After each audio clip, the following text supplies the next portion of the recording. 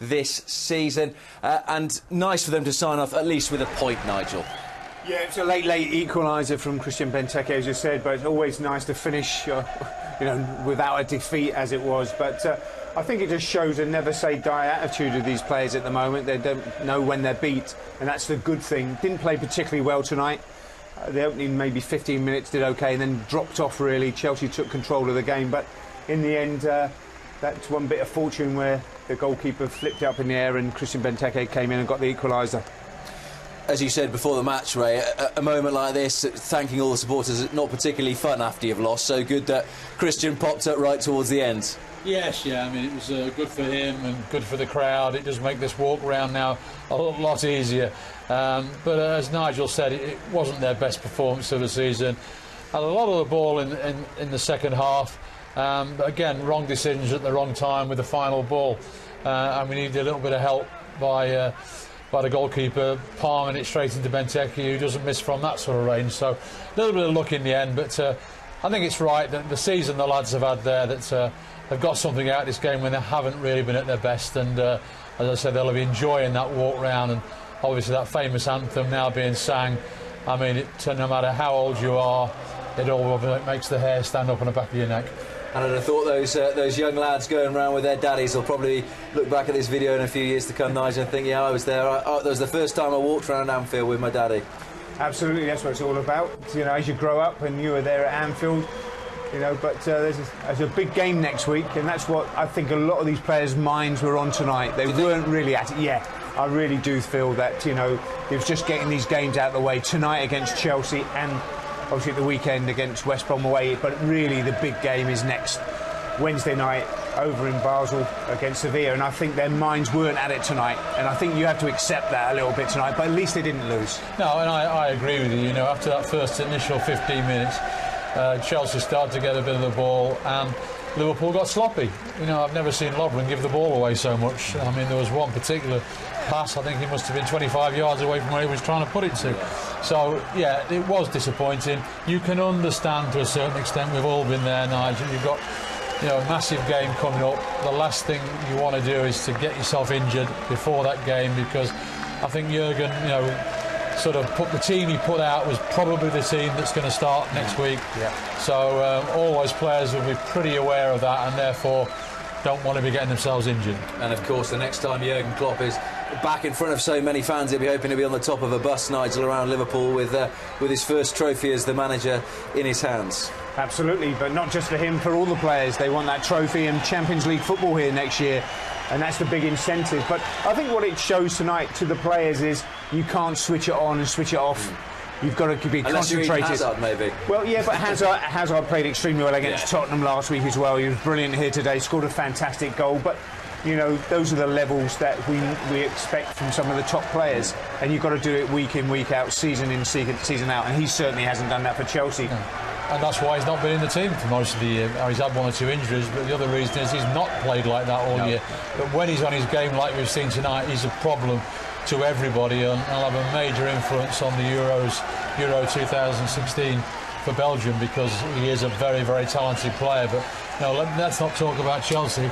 Let's talk about these lads in the red shirts here, because it has been a really good season, and they've got a chance next week to sort of cap it off and get a trophy, a European trophy, which is always nice in this stadium to have a European trophy, no matter which one it is. Absolutely. Well, one man will be hoping to lift that trophy next week. He's the Liverpool captain for now, James Milner. He's down on the pitch with Mark.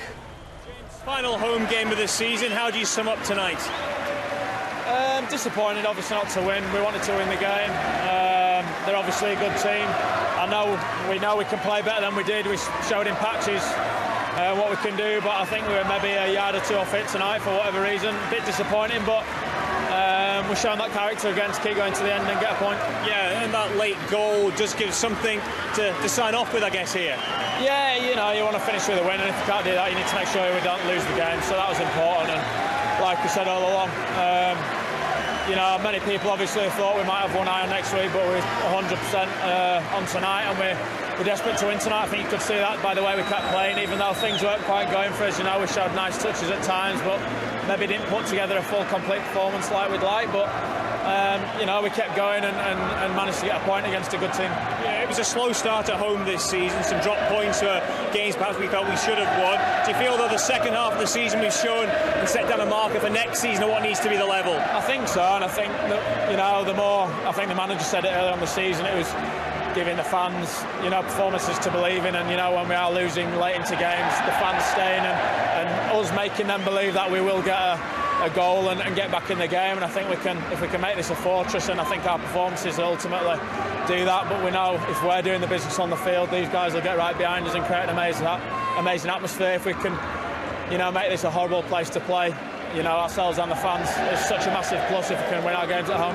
Just finally, I know you said you weren't thinking about next week, but how hard is it to block that out? Because everyone's talking about it, everyone's so excited for that trip to Switzerland next midweek. You know, I don't know whether it's unfortunate because I'm a bit older, but I think, you know, you just concentrate on the next game, and there's going to be big games. You know, I've been fortunate enough to play in a lot of big games in my career, and, you know, when they're around the corner, you can't think of that. You can't worry about getting injured. You just have to go into every game and play 100%, and if it happens, it happens. If there's going to be injuries, but the most important thing is that you try and win the game in front of you, and that was tonight. And again, we've got another game on Sunday, which we're going to be wanting to win. James, thanks for your time. We wish you well for Sunday and for Switzerland.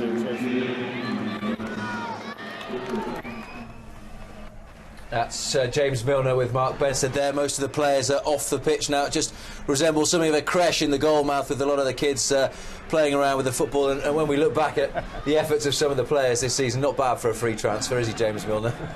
I think James Milner has grown in stature since he's been here.